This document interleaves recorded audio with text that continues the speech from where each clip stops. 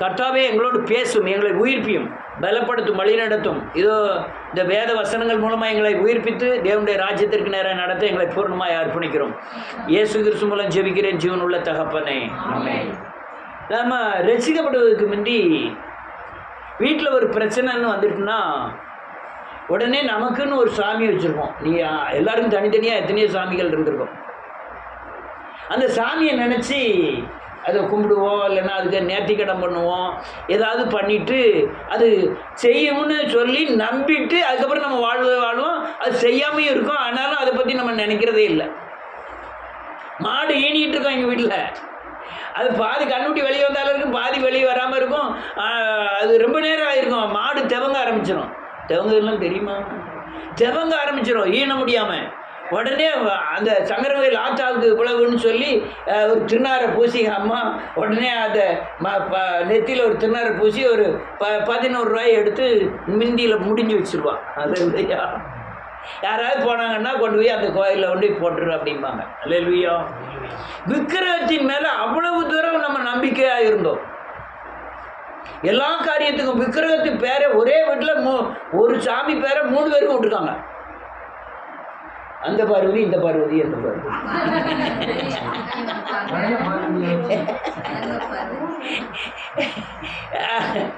அப்படி ரொம்ப பேர் அவங்க குலதெய்வத்தின் பேர்களை ஒரே வீட்டில் அப்படின்னு வரிசையாக விட்டுருவாங்க.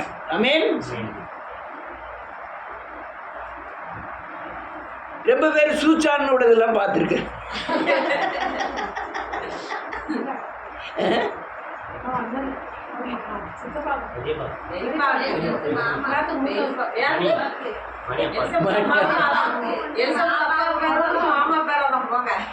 நான் என்னன்னு கேட்டு பார்த்தா அது குலதெய்வம். நாங்கள் குலதெய்வம்னால அது சூர்யான்லாம் பேர் விட்டுவாங்க. அல்லேலூயா. விக்கிரகம் எங்க போனாலும் அதன் செயல்பாடின்படி, அதனுடைய குணத்தின்படி அது எப்படி இருக்கோ அதே மாதிரி நம்முடைய கிரியைகளும் இருக்கும். அந்த சாமியை கும்பிட்டு தான் அந்த சாமி கொலை செய்கிறதா இருந்தால் அதே மாதிரி இவனும் கொலை செய்வான். தந்திரமாக இருக்கிற அனுமானை நீ கும்பிடணும்னா தந்திர மிக்கதாக இருப்பாய். அல்லேலூயா. முருகரை கும்பிட்டா இப்படி எந்தெந்த விக்கிரகத்தை கும்பிடுறாங்களோ அதே போலவே இருப்பார்கள். அல்லேலூயா. ஆனா அதை ஒதுக்கிட்டு அதன் குணநலங்களை விட்டுட்டு அதை சார்ந்து வாழ்ற வாழ்க்கையை விட்டுட்டு முழுவதுமா இயேசு கிறிஸ்துக்குள்ள வந்துட்டோம். ஆமென். அது நினைவில் கூட இல்லை. ஆனால் சொப்பனத்தில் கூட அதான் நினைச்சோம். மண்டடி வந்தாலும் யாரும் நினைச்சோம், அதான் நினைச்சோம். ஆனால் அந்த நினைவுகளில் இருந்து எல்லாமே வெளியே வந்துட்டோம். ஆமென். ஆனால் ஏதோ ஒரு பாறை இறங்கின மாதிரி இருக்கு அதுக்கு நினைவை விட்டு வெளியே வந்த உடனே. எங்களுக்கு சாத்தாங்கோயில் உக்கரகங்கோட்டை அனத்தர ஐயர். அந்த கோயிலில் யாரெல்லாம் வராங்க அவங்க தான் நம்ம பூர்வீக சொந்தங்கள் அப்படின்னு சொன்னாங்க. எனக்கு அந்த கோயிலுக்கு போனோன்னா எனக்கு பெரிய பாசம் பொங்கிட்டு, ஏங்கப்பா இவ்வளோ சொந்தங்கள் நமக்கு இருக்காங்களாம். தெருக்காரங்களை விட அவங்க தான் மெயினான சொந்தம் அப்படின்னு சொல்லிட்டாங்க. அதெல்லாம் போட்டுட்டு நம்ம இங்கே வந்தாச்சு. அல்லேலூயா. பல காரியங்கள் இந்த விக்கிரகத்து வந்த பிறகு சுவாபத்தை விட்டோம், உலகத்தை விட்டோம், உலக ஆசபாசங்களை விட்டோம், சொந்த பந்தங்களை விட்டோம். அல்லேலூயா. எல்லாத்தையும் விட்டு தேவனை சேவிக்கிறோம். கொஞ்சம் ஜெபம் பண்ண தெரிஞ்ச உடனே, கொஞ்சம் எழுப்புதல் ஆலோசனை கிடைச்ச உடனே, அல்லேலூயா, அபிஷேகம் பெற்ற உடனே, தரிசனம் கிடைச்ச உடனே, தேவ திட்டத்தில் இணைந்த உடனே அந்த விக்கிரகம் வெளியே இல்லை. எங்க வந்துட்டு இப்போ ஆனா வெளியே போய் திருநாள் பூசுறதா இல்லை, அது நினைவு கூட இல்லை, அதனுடைய சுவாபம் நம்மகிட்ட இல்லை. ஆனால் அந்த விக்கிரகத்தின் தன்மை நமக்குள்ள நம்ம குறிப்பிட்ட காலங்களுக்கு அப்புறம் நம்மை சின்ன பின்னமாய் அழிப்பதை நான் கண்டேன். அதனால தான் இந்த வசனங்களை சொல்ல விரும்புகிறேன். எது விக்கிரகம்? அந்த நேரத்தில் ஒரு சிலை வழிபாடுக்கு முன்னால் போய் நின்று வணங்குறது விக்கிரகமாய் நினைத்தோம். இப்போ எது விக்கிரகம்னா, இயேசுவை காட்டிலும் எதை முதல்ல சேவிக்கிறோமோ அது விக்கிரகமாய் மாறிவிடுகிறது. அல்லேலூயா. ஒருத்தருக்கு பணம் விக்கிரகம், ஒருத்தருக்கு கணவர் விக்கிரகம், ஒருத்தருக்கு மாமா விக்கிரகம், ஒருத்தருக்கு பிள்ளை விக்கிரகம் அப்படின்னு எல்லாம் விக்கிரகமாய் மாறிவிட்டது. விக்கிரகத்தினால் என்ன? நீங்க இதுக்கு முதல்ல எவ்வளவோ காரியங்கள் செய்திருப்பீர்கள். இந்த விக்கிரகம் உங்களுக்குள்ள வந்த உடனே நீங்க முதல்ல எந்த செய்த ஆசீர்வாதத்தின் கிரியைகள் எதுவுமே செய்ய முடியாம போயிடும். நீங்க பராக்கிரமம் செஞ்சிருப்பீங்க விக்கிரகத்தை விட்டு வந்திருக்கும் போது. ஆனால் இந்த தேவனை விட இன்னும் உலக சக்தியில ஏதாவது ஒன்று சேவிக்க ஆரம்பிக்கும் பொழுது நீங்கள் முதல் செய்த அநேக அர்ப்பணிப்புகள், அநேக யுத்தங்கள், அநேக ஜெயங்கள் இந்த விக்கிரகம் வந்தவரை உங்களால செய்ய முடியாம போயிடும். விக்கிரகம் தேடி தேடி தான் பிடிச்சி கொண்டு வர வேண்டியது இருக்கு. என்ன செய்ய, கொஞ்சம் நேரத்துக்கு வரைக்கும் ஓடி ஓடி போய் கூட்டிட்டு வர வேண்டியது இருக்கு.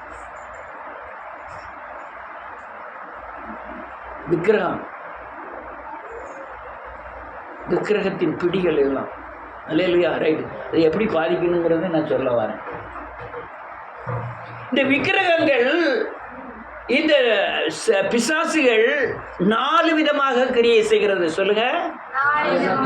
1 லூசிபர், 1 விக்கிரகம், 3வது அல்லேலூயா அதிகார பிரபு, அந்தகார லோகாதிபதி, அல்லேலூயா வானமண்டலத்தின் பொல்லாத சேனைகள், துரைத்தனங்கள். இது 3வது பிசாசு. 4வது பிசாசு அசுத்தாவிகள். இந்த 4 விதமாக இந்த பூமியில பிசாசு கிரியை செய்கிறது. என்னதெல்லாம்?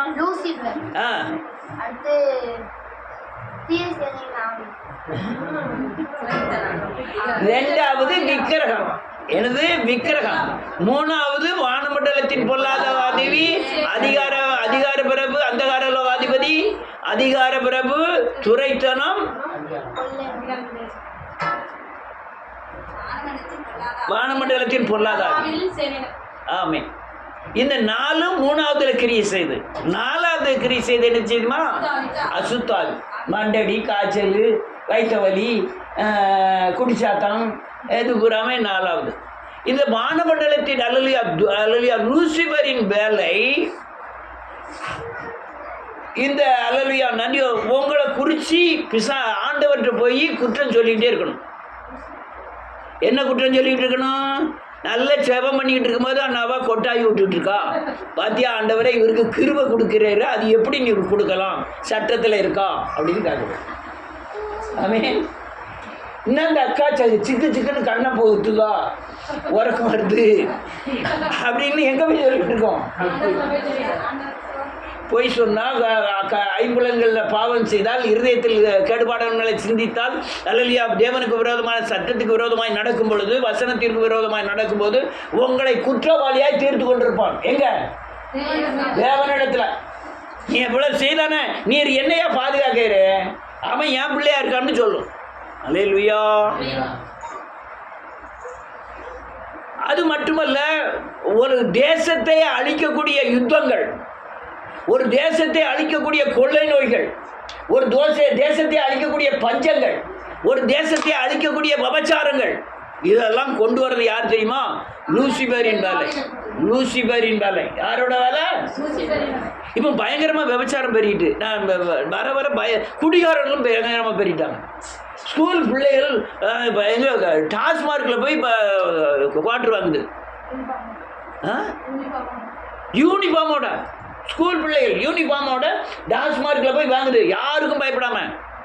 அங்கே நிற்கிறவங்கலாம் ஆச்சரியப்படலாம், 16 வயசு 17 வயசு பிள்ளைலாம் இப்படி குவார்டர் வாங்கிட்டு இருக்க அப்படின்னு. குவார்டர் வேலை கூடியிருங்கிறதுக்காக இல்லை, ஆச்சரியப்படுறா இப்படி வாங்குதவன். விபச்சாரங்கள் தெருன்னு இல்லை, ஊருன்னு இல்லை, வீடுகள்ல எல்லா பக்கமும் விபச்சாரம் பயங்கரமா பெருகிட்டு, குடிகாரங்கள் எங்க பார்த்தாலும் பெருகிட்டாங்க, யாருக்கும் எந்த கவலையும் இல்லை.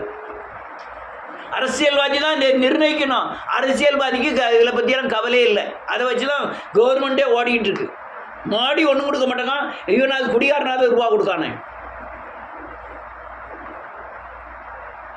இந்த மெரினா பீச்சில், கோயம்பேடு பஸ் ஸ்டாண்டில், இன்னும் அநேக பஸ் ஸ்டாண்டுகளில் பயங்கரமான விபச்சாரம் நடக்கு. ட்ரெயினில் பயங்கரமான விபச்சாரங்கள் நடக்கு. இது பூரா யார் வேலை தெரியுமா? லூசிபர் வேலை. தேசத்தை நோவா காலத்தில் நடந்தது போல, லோத்தின் காலத்தில் நடந்தது போல, அதான் புசிப்பும் குடிப்பும் கொண்டும் கொடுத்தும் இருப்பார்கள். இது நடந்துகிட்டே இருக்கு. அதுவும் வயசு வித்தியாசம் கிடையாது, வரமுறைகள் கிடையாது. அக்கா அண்ணன் தம்பி இன்னும் வரமுறையே கிடையாது. ஒரு பைக்கில் 5 பேர் வந்தாங்க. 5 பேர் வாலிப பிள்ளை, நடுவில் ஒரு பொட்ட பிள்ளை இறங்குது. அல்லேலூயா. இதுக்கு ஒரு அல்லேலூயாவா? நன்றியோடு துதிக்கிறேன். இந்த லூசிபரின் வேலைகள், விக்கிரகத்தை பார்த்தீங்கன்னா எதை பார்த்தாலும் முதல்ல வைக்கும். நீ பார்த்த அல்லையா, தேவனை தவிர எல்லாத்தையும் முதல்ல வைக்கும். பணம் அல்லையா, உலக பொருள், வீடு அல்லையா, நான் கட்டின மகாபாலபியில் அல்லவா, துணிமணிகள், நகைகள் அல்லையா, உலக ஆசபாசங்கள் அல்லையா, இதை பூரா முதல்ல வைக்கும். அவ்வளவு விக்கிரகங்கள் அல்லையா. அது மட்டும் விக்கிரகம் இல்லை அல்லையா, மந்திரம், சந்திரம், ஜோசியம், குறி சொல்லுதல் அல்லையா, செய்வனை வைத்தல், எடுத்தல் எல்லாமே விக்கிரகம். ஆமென். எல்லாமே போய் அவன் சாமியார் ஏமாத்தான்னு தெரியுது, இந்த பாஸ்டர் ஏமாத்தாருன்னு தெரியுது, இந்த ஊழியக்காரர் கள்ளத்திற்கு சொல்லுதாருன்னு தெரியுது. நம்ம அதுலையா விடிய காலம் ஜெபத்துக்கு ஒரு பிரதர் வந்தார். நான் அவர் என்ன வேலை பார்க்காருன்னு நான் சொல்ல மாட்டேன். அவருக்கு 3 பிள்ளைகள் வாழ்க்கையும் சரியில்லை. உடனே அங்கே என்கிட்ட சொல்லி ஜோம் பண்ணுங்கன்னு சொன்னாங்க. அந்த அம்மா போய் அல்லையா இயேசு அழைக்கிறார்ல, எல்லாருக்கும் ஜோம் பண்ணதுக்கு போய் உட்காந்துருக்கு. மாதத்துக்கு 6000 ரூபாய், எவ்வளோ 5000 ரூபாய் சம்பளம் கொடுக்காங்க. நான் அந்த அவரை கூப்பிட்டு சொன்னேன், ஐயா வாங்க, உங்கள் வீட்டம்மா அந்த ஜெப இதில் போய் இருக்கு, உங்கள் வீட்டில் விடுதலை இல்லை. ஊர்லாம் மட்டும் பேயெல்லாம் அது கூப்பிட்டுட்டு வீட்டுக்குள்ளே வர சொல்லுது. இது இன்னொரு ஆளுக்கு ஜோம் பண்ணி அவங்க வீட்டு பேயை விரட்டி இங்கே கொண்டு வருது. உங்கள் பிள்ளைகளுடைய வாழ்க்கை சீரழிவுக்கு தான் காரணம். மூத்த பிள்ளைக்கு கல்யாணம் முடித்தார், அல்லையா கல்யாணம் முடித்து அது வாழாமல் போயிட்டு, 2வது பிள்ளைக்கு கல்யாணம் முடித்து குழந்தையே இல்லை ரொம்ப நாளாக, 3வது பையனுக்கு அப்படி இருக்கிறான். அதனால் இதெல்லாம் இப்போ இந்த காரியம்லாம் இதனால தான் வந்தது. நீங்கள் அதை விடுங்க, தேவனை பிடிங்க, இல்லை தேவனை விடுங்க, அதை பிடிங்க. அல்லேலூயா. விக்கிரகத்தின் கிரியைகளை சொல்ல வர்றேன். உடனே நம்ம ஜெபத்துக்கு வரதை கட் பண்ணிட்டாங்க.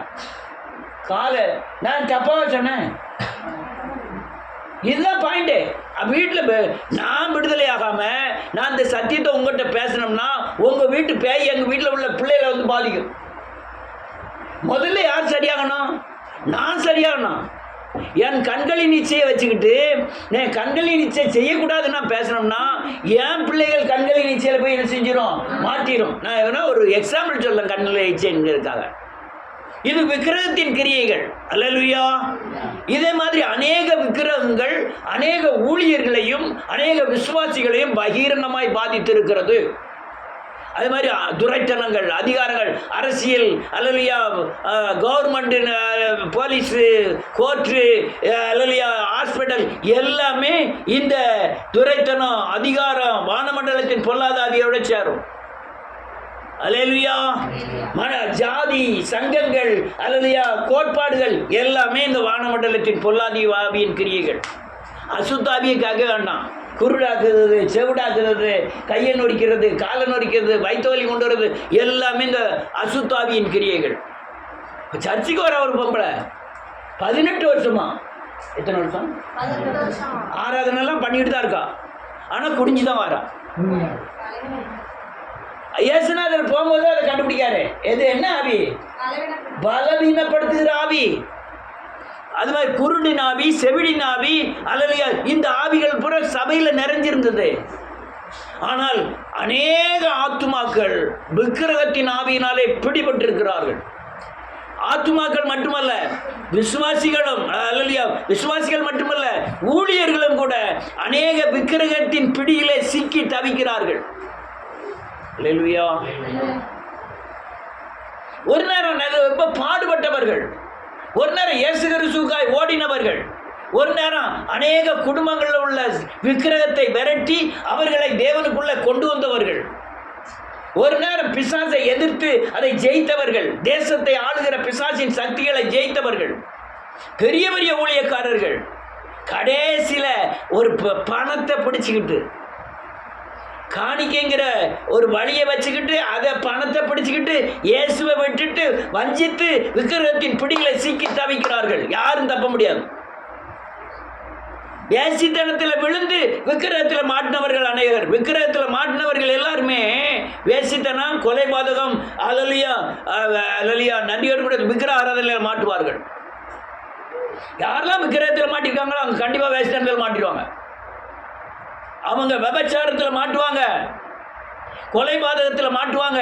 நான் சரீர கொலையை சொல்லலை, ஆத்தும கொலையை சொல்லுகிறேன். விக்கிரகத்தில் மாட்டினவங்க அப்புறம் அநேக ரட்சிக்கப்பட்ட ஆத்மாவை ரட்சிப்பினிலிருந்து விலக்கி விடுவார்கள். அந்த விக்கிரகத்தின் தன்மை, விக்கிரகம்னா என்ன தெரியுமா? தேவனுக்கு இணை என்று அர்த்தம். தேவனை போல என்னை வைத்து நீ சேவிக்க வேண்டியதான் அப்படின்னு சொல்லும்.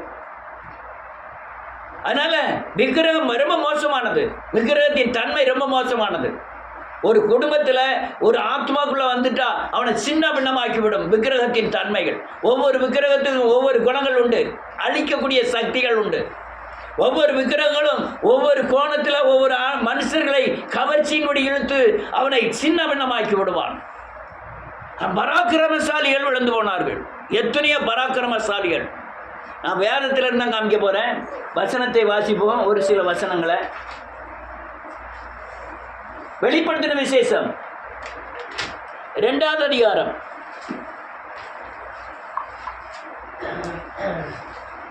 14வது வசனம், 20வது வசனம்.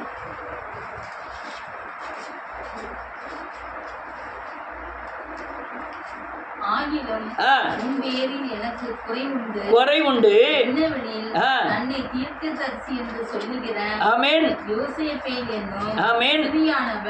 என்னுடைய ஊழியக்காரர் வேசித்தனம் பண்ணவும் படைத்தவர்களை புசிக்கவும் அவர்களுக்கு போதித்து அவர்களை வஞ்சிக்கும்படி நீ அவளுக்கு இடம் கொடுத்தாய். ஆமென். 20வது வசனம். வாசிக்கலாம், வாசிக்கணும், இல்லைன்னா வாசிக்காம இருக்கணும். வாசிக்க ஆரம்பிச்சா டக்குனு வாசிச்சிடணும். குறை உண்டு. ஆமென்.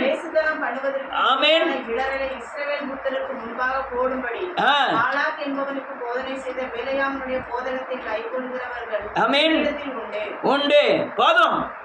விக்கிரகத்தின் இந்த விக்கிரகம் எங்க உண்டு? அங்க வேசித்தனம் உண்டு. விக்கிரகத்திற்கும் வேசித்தனத்திற்கும் வேலைக்கு ஓடிரு, மாட்டிடுவேன்.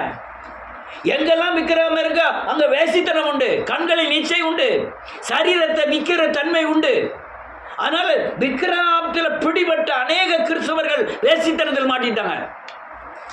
இவங்க சரீரத்தின்படி வேசித்தனம் பண்ணலனாலும் அவன் ஆவியின்படி உள்ள இருதயத்தின் யோசனையின்படி வேசித்தனத்தில் மாட்டிருக்காங்க. பெரிய பெரிய தேவனுக்காய் உழைத்த அநேகர் விக்கிரக ஆராதனையில் சிக்கிக் கொண்டார்கள்.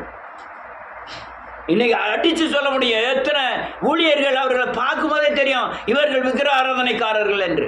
என்னைக்கு காணிக்க வேணும்னு சொல்லிட்டானோ அவன் விக்கிரகத்துக்குள்ள விக்கிரக ஆராதனையில் சிக்கிட்டான். என்னைக்கு பணத்தை மையமாய் வைத்து ஊழியம் செய்கிறானோ அவன் விக்கிரக ஆராதனையில சிக்கி இருக்கிறான்னு அர்த்தம்.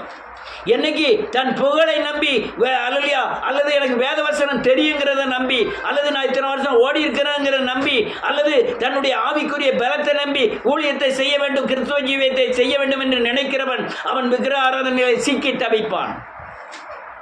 அல்லேலூயா. ஒரு மனுஷனை காமிக்க வாசிப்போம்.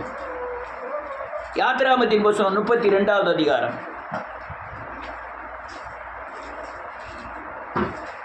1 வாசிக்கலாம். 6 வசனங்கள் வாசிக்கணும்.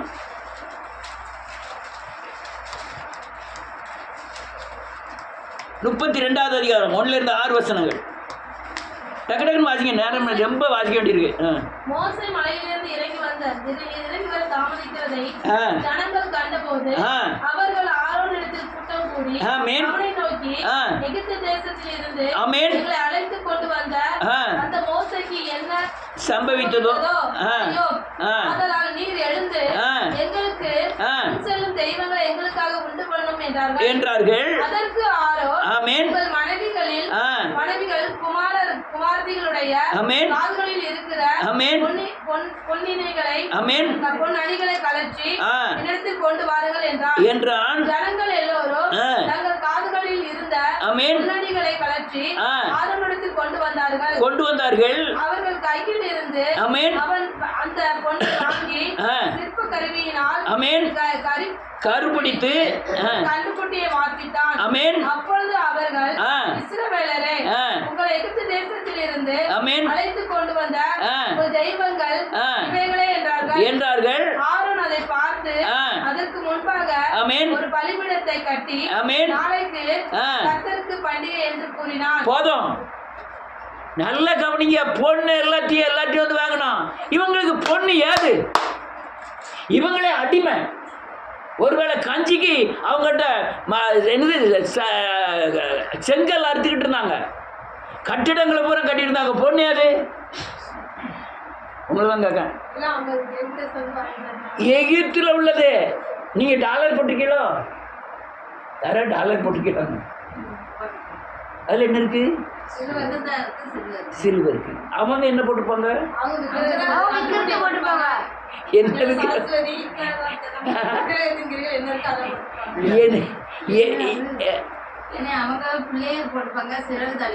இல்ல, இவங்க போட்டிருந்தாங்கல்ல, இவங்க பொண்ணு வச்சிருந்தாங்கல்ல. இவங்க எங்க உள்ள விக்கிரகத்துல உள்ளது? எகிப்துல உள்ள விக்கிரகத்தின் சிலை தான் எங்க வச்சிருப்பாங்க. அவங்க டாலர்ல போட்டு பொண்ணுல போட்டுப்பாங்க. அவளத்தையும் இந்த விக்கிரமா விட்டு வந்துட்டான். ஆனா விக்கிரம் எங்க இருக்கு? இவனுக்குள்ளே இருக்கு. யாருக்குள்ள? அந்த ஒவ்வொரு பொம்பளையாளுக்குள்ள என்ன இருக்கு? அந்த விக்கிரகம் இருக்கு. அதை பூரா கழட்டி கொடுத்து எல்லா விக்கிரகம் சேர்ந்து பெரிய விக்கிரகமானது. அதுதான் கண்ணுக்குட்டி. அல்லேலூயா. ஆரோன் யார் தெரியுமா? வேதம் சொல்லுது, ஆரோனை போல அழைக்கப்பட்டால் ஒழிய யாரும் அழைக்க முடியாதுன்னு சொல்லுது. அவன் பெரிய ஆசாரிய, முதன்மையான ஆசாரிய ஊழியம் செய்தவன், தேவனை முகமுகமாய் சந்தித்தவன். அவனுடைய கோல் வல்லமையுடையது. ஆரோன் கோல் வல்லமையுடையது. ஆரோன் கோல் அல்லது கோல் துளித்ததுன்னு வேற சொல்லுது. ஆரோன் கோலை வைத்து அநேக அற்புத அடையாளங்களை செய்தவன். அவன் தான் என்னத்தை செஞ்சுட்டு இருக்கான்? அவன் தான் கண்ணுக்குட்டி செய்தான். அவன் தான் விற்கிறதுக்கு. அது மட்டும் இல்லை, பலிபீடத்தை கட்டுதான். அது மட்டும் இல்லை, தூபத்தை காட்டுதான். அது மட்டும் இல்லை, இதை எல்லாரும் கர்த்தருடைய பண்டிகைன்னு கும்பிடுதான். யாத விக்கிரகத்தை கும்பிடுதான். யாரு? ஆரோன். யாரு? மோசையோட அண்ணன். யாரு? இவனை தனியா அழைத்தவர். யாரு? தேவனுடைய வார்த்தையை வாயில போடு, அவன் வார்த்தையை சொல்லுவான்னு சொன்ன ஆண்டவர். அல்லேலூயா. யாரு? நம்ம பாஸ்டர். யாரு? நம்ம ரெவரண்ட். யாரு? நம்ம பிஷப். யாரு? 14 வருஷம் படிச்சவங்க. யாரு? அல்லேலூயா. தேவ ஊழியங்களை செஞ்சு 1000 ஆட்களை தேவனுக்குள்ள நடத்தினவர்கள். என்னத்தை வணங்குதான்? 6 லட்சம் பேரை ஆராதனைக்குள்ள நடத்துற இதே ஆரோன் தான் அல்லேலூயா விக்கிரகத்தை வணங்குதான். அது மட்டுமல்ல, வேசித்தனம் எப்படி வருதுன்னு பாருங்க. வாசிக்கலாம். 24, 25, 23 இருந்து வாசிக்கலாம். இவர்கள் என்னை நோக்கி, எங்களுக்கு முன் செல்லும் தெய்வங்களை எங்களுக்கு உண்டு பண்ணும், எகிப்து தேசத்திலிருந்து எங்களை அழைத்துக் கொண்டு வந்த அந்த மோசேக்கு என்ன சம்பவித்ததோ அறியோம் என்றார்கள். அப்பொழுது நான் பொன்னுடைமை உடையவர்கள் எவர்களோ அவர்கள் அதை கலற்றி தரக்கடவர்கள் என்றேன். அவர்கள் அப்படியே செய்தார்கள். அக்கினியிலே போட்டேன், அதிலிருந்து இந்த கன்றுக்குட்டி வந்தது என்றான். நீங்களும் போடுங்க பார்ப்போம். உங்க நகைய காலத்துக்கு கொண்டு போய் ஒரு கீழே போடுங்க, கண்ணுக்குட்டி வருங்க பார்ப்போம். அவன் என் மேல தப்பு இல்லை. நான் கொண்டு அங்க என்ன இருக்கு? சிற்ப கருவி செய்து அதை வச்சு செஞ்சான்னு சொல்லுது. இவன் மோசைட்டு சொல்லுதான், நான் ஒன்றும் தப்பு பண்ணலப்பா, கொஞ்சம் போய் தீல போட்டா என்ன வந்துட்டு அது எப்படி வரும்? அடுத்தால ஜனங்கள் தங்கள் பகைவருக்குள்ளே அவமானப்படத்தக்கதாக, நல்ல கவனிங்க, 25வது வசனம். ஜனங்கள் தன் பகைவருக்குள் அவமானப்படத்தக்கதாக ஆரோன் அவர்களை நிர்வாணமாக்கி இருந்தான். இருக்கிறதை மோசே கண்டான். போதும், எல்லாத்தையும் தண்ணி அடிக்க வச்சு யார் இந்த ஆரோன்? ஆரோன் பயங்கரமான ஒரு ஆசாரிய ஊழியம் செய்வதற்காக பலிபீடத்தின் முன்பாக நிற்கக்கூடியவன், தேவனுக்கு மகிமை செலுத்தக்கூடியவன். எப்படி விழுந்துட்டான் பார்த்தீங்களா?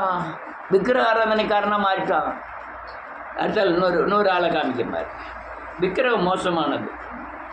எதை விடையும் தேவனை நீங்கள் அதிகமாக நேசிங்கன்னா, தேவனை விட எதை நேசித்தாலும் அது விக்கிரகமாய் மாறிடும். இன்னொரு மனுஷனை காமிக்கேன். 1 ராஜாக்களின் புத்தகம் 3வது அதிகாரம் 7வது வசனத்தில் இருக்குது. கொஞ்சம் கடகடன் வாசிக்கணும், கொஞ்சம் வசனங்கள் அதிகமாக வச்சா நேரம் ஆகும். அதனால் டக்கு டக்குன்னு போய்கிட்டே இருக்கணும். 1 ராஜாக்கள் 3வது அதிகாரம் 7வது வசனத்தில் இருக்குது. தேவனாகிய கர்த்தாவே, தேவரீர் உமது அடியேனை என் தகப்பனாகிய தாவீதின் ஸ்தானத்திலே ராஜாவாக்கினீரே.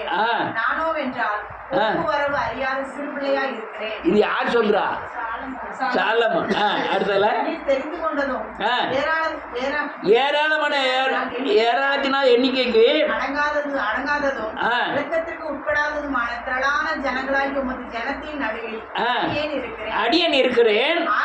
ஆமென். உமது ஜனங்களை நியாயம் விசாரிக்கவும் நன்மை தீமை இன்னதென்று வகையறுக்கவும் அடியானுக்கு ஞானமுள்ள இருதயத்தை தந்தருளும். ஏராளமாய் இருக்கிற இந்த உமது ஜனங்களை நியாய விசாரிக்க யாராலே ஆகும் என்றான். சாலோமோன் இந்த காரியத்தை கேட்டது ஆண்டவருடைய பார்வைக்கு உகந்த விண்ணப்பமாய் இருந்தது. ஆகையால் தேவன் அவனை நோக்கி, நீர் எனக்கு நீடித்த நாட்களை கேளாமலும் ஐஸ்வர்யத்தை கேளாமலும் சத்துருக்களின் பிராணனை கேளாமலும் இந்த காரியத்தையே கேட்டு விசாரிக்கிறதுக்கு ஏற்ற ஞானத்தை உனக்கு வேண்டிக் கொண்டபடியால் உன் வார்த்தையின்படியே ஞானமும் உணர்வும் உள்ள இருதயத்தை உனக்கு தந்தேன். இதிலே உனக்கு சரியானவன் உனக்கு முன் இருந்ததும் இல்லை, சரியானவன் உனக்கு பின் எழுப்புவதும் இல்லை. போதும். எவ்வளவு பெரிய ஆசீர்வாதம் பாருங்க. ஆனால் ஒவ்வொருவனுக்கும் தியானம் பண்ணுதீங்களா? நான் நினச்சிக்கிட்டேன், ஓஹோ கண்ணை பற்றிட்டு நல்ல ஜோம் பண்ணுவாங்க இருக்கு, நல்ல பிரசங்கம் பண்ணட்டும்னு ஜோம் பண்ணுவாங்க. விக்கிரக ஆராதனை வந்தால் வேசித்தனம் வரும். சொல்லுங்க, வேசித்தனம் வந்தாலும் விக்கிரக ஆராதனை வரும். சரீரத்தின்படி வேசித்தனம் மட்டுமல்ல, இருதயத்தின்படி செய்வதும் வேசித்தனமே. விக்கிரகத்தின் முன்பாக நின்று கும்பிடுவதுதான் விக்கிரக ஆராதனை அல்ல. தேவனை விட எதை நேசித்தாலும் அது விக்கிரக ஆராதனை. எங்க விக்கிரக ஆராதனை நுழைந்தாலும் வேசித்தனத்திலும் சிக்கிக் கொள்வார்கள். இவன் ஞானி. ஆண்டவரே பார்த்து சொல்றாரு, உனக்கு ஞானத்தை தந்தேன், இதுக்கு பிறகு ஒருவன் உண்டாயிருந்தோம்ல, எனக்கு பிறகு ஒருத்தன் உண்டாகிறல, உனக்கு ஐஸ்வர்யத்தை தந்தேன் அப்படின்ட்டார். எவ்வளவு பெரிய ஞானம் தெரியுமா? பயங்கரமான ஞானங்கள். அல்லேலூயா. அநேக நேரங்க 16-18 வயசு தான் இருக்கும் சாலமோனுக்கு. பெரிய பெரிய கதைகளை தீர்த்து வைக்கிறான். ஒரே பிள்ளை, 2 தாய், எனக்கு என் பிள்ளைதான் சொல்லுதா, எப்படி தீர்த்து வைப்பீங்க? மண்டை குழம்பிடும். 2 பேரும் சாட்சி கொண்டு வருவாங்க, 2 பேரும் உறுதிப்படுத்துவாங்க. அவன் லேசா திட்டான். எப்படி திட்டான்? 2 வெட்டி கொடுத்துருவாங்க. அந்த பெத்தவளுக்கு பெத்தவளுக்கு வயிறு என்ன செய்யும்? பத்தி எறியும். அங்க போனாலும் உயிரோடாது எடுத்துட்டு வெட்ட வேண்டாம், கொடுத்துரு. அவன் என்ன சொல்லுதா? வெட்டி பாடி. இதை வச்சு கண்டுபிடிச்சிட்டா யார் தாய் யார் போலி தாய்ன்னு. இன்னைக்கு அநேக போலி தாய்கள் தான் அதிகம் கிறிஸ்துக்குள்ள. ஏமாற்று யாராவது ஆத்மா உத்தரவாதம் எடுத்து செய்யற ஒரே ஒரு ஊழியக்காரங்களை காமிங்க பார்ப்போம். ஒரே ஒரு ஊழியக்காரன். அல்லேலூயா. இவனுக்கு விக்கிரக ஆராதனை முதல்ல வரல.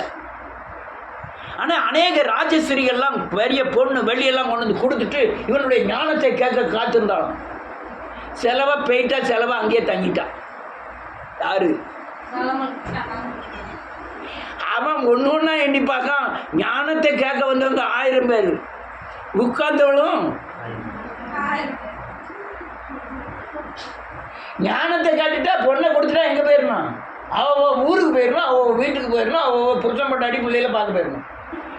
இவன் இவ்வளோ பெரிய ஞானத்தை சொல்லான்னு சொல்லி அவன் கூட தங்கிட்டான். தங்கினது மட்டுமல்ல, அவ கொண்டு வந்த விக்கிரகத்தை நான் தான் கும்பிடுதேன், நீ ஏன் கும்பிட மாட்டேங்கிற? நீ கும்பிடு. யாரும் அவன் எதை கட்டியிருக்கான் தெரியுமா? தேவாலயத்தை கட்டின தேவ மனுஷன். 46 வருடங்களா எருசலேம் தேவாலயத்தை கட்டின ஒரு தேவ மனுஷன். அந்த தேவ மனுஷனை வீழ்த்துவதற்கு இந்த லூசிபர் அனுப்பின ஒரு ஆவிதான் பேசித்தனத்தின் ஆவி. அவள் கொண்டு வந்த விக்கிரகம் தான் அந்த விக்கிரகத்தை சேவிக்கும்படியா மட்டுமல்ல, அந்த விக்கிரகத்துக்கு ஆலயத்தை கட்ட வைக்கான். எந்த விக்கிரகத்துக்கு? பெரிய பெரிய அல்லையா ராஜாக்கள் வீழ்ந்து போன இடம் இந்த இடம் தான். பெரிய பெரிய ரெவரண்ட் விழுந்து போன இடமும், அந்த ரெவரண்ட் சாலமன் விழுந்து போன இடமும். அல்லேலூயா. இவ வந்தமா ஞான பிரசங்கியை கேட்டோமா, நீதிமொழிகளை கேட்டோமா, அவனே சாயங்காலம் என்ன செய்யணும்? வீட்டுக்கு போகணும். வீட்டுக்கு போனால் போகாமல் அவளையே கணவனாக நினச்சி அவளும் விபச்சாரம் பண்ண ஆரம்பித்து அதை ஏகப்பட்ட விபச்சாரங்கள் உண்டாகி ஆலயத்தை கட்டின தேவ பிரசனத்தை கண்ட. நீங்கள் 8வது அதிகாரத்தை வாய்ச்சி பார்க்கணும். அவன் ஜெபம் பண்ணது பூரா ஜெபம் கேட்கப்படணும்னு சொல்லி ஜெபம் பண்ணுவான். கஷ்டத்தோடு வேதனையோடு வருகிறவர்களிருந்து ஏறெடுக்கப்படக்கூடிய ஒவ்வொரு ஜெபத்திற்கும் உங்களுடைய கண்கள் கண்டவண்ணமாகவும் செடிகள் சாய்த்தவண்ணமாகவும் இருப்பதாக ஒவ்வொரு ஜெபத்தை நான் கேட்பேன் ஆண்டவர் வாக்கு பண்ணினார். அதே ஆலயத்தில் இவன் விக்கிரகத்தை கொண்டு வச்சிட்டான். யாரு? எந்த ஆலயத்துல? தேவ பிரசன்னம் வெளிப்பட்ட தேவ ஆண்டவர் இறங்கி நான் உன்னோடு கூட இருப்பேன்னு சொன்ன இடத்துல, ஆலயத்துல நீ வந்த எல்லா ஜெபத்தையும் கேட்டேன், எல்லாத்துக்கும் பதில் தந்தேன், அதனால உன் ஜனங்களை நீ சுயித்திருப்பான்னு சொன்ன அதே ஆலயத்துல கொண்டு போய் காமோஸ் கொண்டு வச்சுட்டான். விக்கிரகங்களை கொண்டு வச்சுட்டான் உள்ள. யாரு? சாலமன். வாசிப்போம், தெரியும். 11வது அதிகாரம்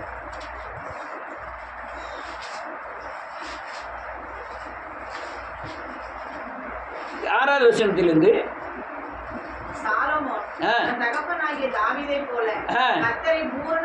பின்பற்றாமல் பொல்லாப்பானதை செய்தான்.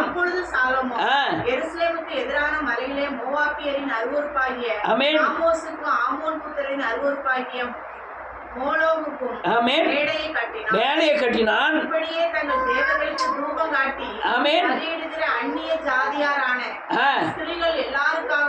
செய்தான்.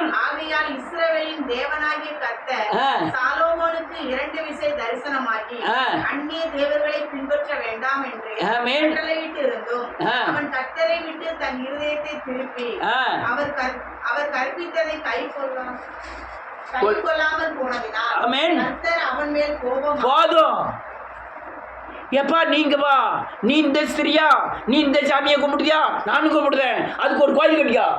நீ இந்த சாமியை கும்பிடுதியா, அதுக்கு ஒரு கோயில் கட்டிக்கா.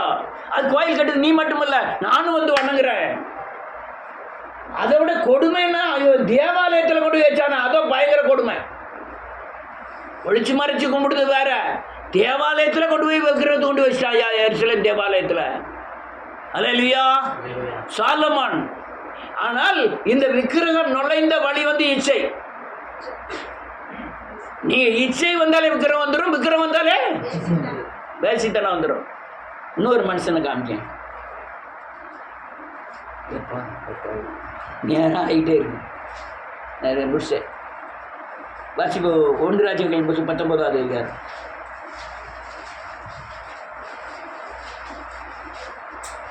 15வது வசனத்திலிருந்து.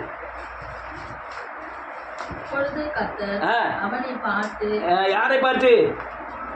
எகுவை பார்த்து.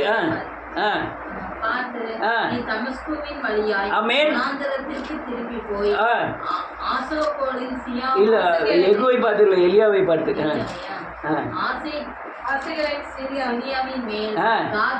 அபிஷேகம் பண்ணி நிம்மியின் குமாரனாகிய பின்பு நிம்சியின் குமாரனாகிய குமாரனாகிய எகுவை இஸ்ரவேலின் ராஜாவாக அபிஷேகம் பண்ணி ஆபேல் மேகோலாவின் ஊரானான சாபாதி குமாரனாய் எலிசாவை உன் சாணத்திலே அபிஷேகம் பண்ணு. ஆமென். ஆமென். ஆமென். ஏகு கொண்டு போடுவான். ஆமென். எலிசா கொண்டு போடுவான். ஆமென். ஆமென். அவனை முத்தம் செய்யாதிருக்கிற வாய்களையும் உடைய 7000 பேரை இஸ்ரவேலிலே மீதியாக வைத்திருக்கிறேன் என்றார். நீங்க இந்த யெகூவை மாத்திரம் எடுத்துக்கிடுங்க. எசபேலை கொண்டது எதுதான். இஸ்ரேல்ல ஒரு கோயில் இல்லாதபடி அவ்வளோத்தையும் அடிச்சு நோடிட்டான். அவன் என்ன சொல்லலாம் தெரியுமா? இன்னைக்கு வேத ஆண்டவருக்கு பண்டிகை, எல்லாரும் உபாசம் இருக்குவாங்க. உபாசம் இருக்காம ஒருத்தம் கூட வீட்டில் இருக்கப்படாது, அவ்வளோ பேரும் கோயிலுக்கு வந்துடணும்ட்டான். பாகாலுக்கு கூட்டு வர சொல்லிட்டான். சாரி, பாகாலுக்கு பண்டிகைன்னு பாகால் கோயிலுக்கு வர சொல்லிட்டான். எல்லாரும் உள்ளே வந்து இருக்கான். இவனும் ஆளு பூரா கூப்பிட்டு, நீ இங்கே பூரா யூனிஃபார்ம் போட்டுக்கிடுங்க, மாற்றிக்கிட்டி வெட்டிடப்படாது, உள்ளே இருக்கவன் ஒருத்தனாவது தப்பிக்கப்படாது, எல்லாத்தையும் எப்படி செய்யணும், போட்டு தள்ளிடணும். நீ யாராவது வெளியே விட்டனா அவன் ஜீவனுக்கு பதில் ஓன் ஜீவன் தான் என்னது ஈடாக இருக்கும், பலியாக இருக்கும். அதனால எவனையாவது நீ விட்டுட்ட நீ செத்த அப்படின்னு அவ்வளோ பேரையும் உள்ளே விட்டுக்கிட்டு எல்லாத்தையும் வெட்டி போட்டுட்டான். யாரு? யெகூ. அல்லேலூயா. அந்த எசபேல் அடிச்சதும் அவன் தான். அப்படி அதுக்கப்புறம் ரொம்ப பராக்கிரமங்கள்லாம் செய்தான். ஆனால் அதே யெகூ என்ன பண்ணிட்டான் பாருங்க, வாசிக்கலாம். வேற ஐட்டே போது 10வது அதிகாரம் 29வது வசனத்திலிருந்து.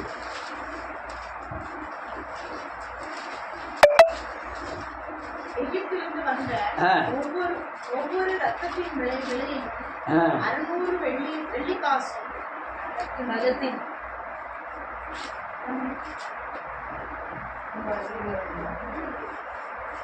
26 வாசிக்கலாமே. 2 ராஜாக்கள் 10வது அதிகாரம் 26 மாற்றி சொல்லிட்டேன். நேரம் 10வது அதிகாரம் 26வது வசனத்திலிருந்து. ஆமென். தீக்கொளுத்தி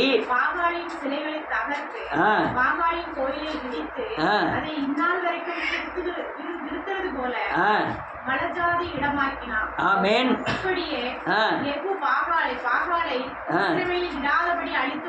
அழித்து போட்டான்.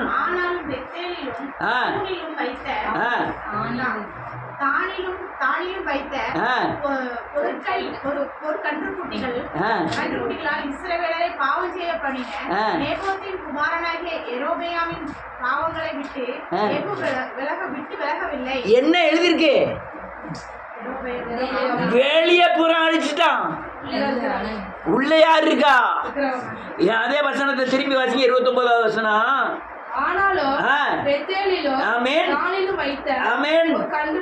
கன்றுக்குட்டிகளால்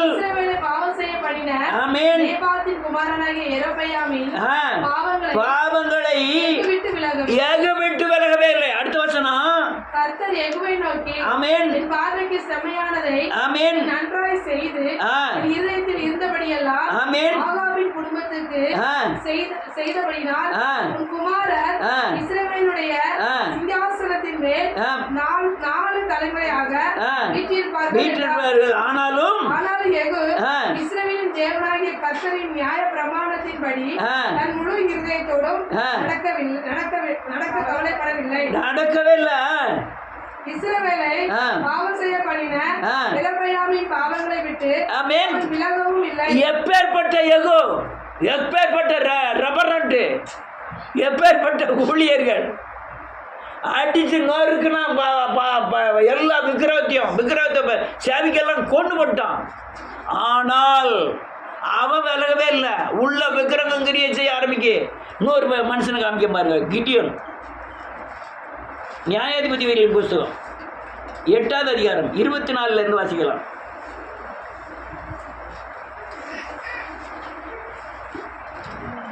312 பக்கம். 313 இருக்கு. நியாயாதிபதிகள் 8:24 நேரம் ஆயிட்டு கிடக்கு, கடக்கடன்னு வாசிங்க.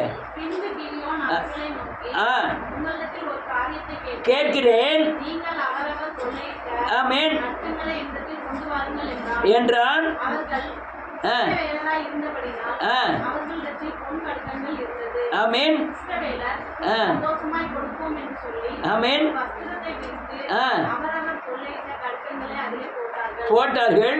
சிந்தாக்களும் ஆமென் ஆரங்களும் மீதியானியரின் ராஜாக்கள் போட்டுக்கொண்டிருந்த இரத்தாம்பாரங்களும் அவர்களுடைய ஒட்டகங்களின் கழுத்துகளில் இருந்த சரபணிகளும் அல்லாமல் அவன் கேட்டு வாங்கின பொன் கடுக்கல்களின் நிறை 700 பொன் செய்களின் நிறையா இருந்தது. ஒரு நிமிஷம், இது எங்க யார் செஞ்சது? ஆரோன் என்ன செஞ்சானோ அதே மாதிரி செய்யறான். எல்லா பொண்ணு எல்லாத்தையும் கொண்டு வந்து என்னத்தை செய்தான்னு பாருங்க. அடுத்தால உண்டாக்கி வைத்தான். ஆமென்.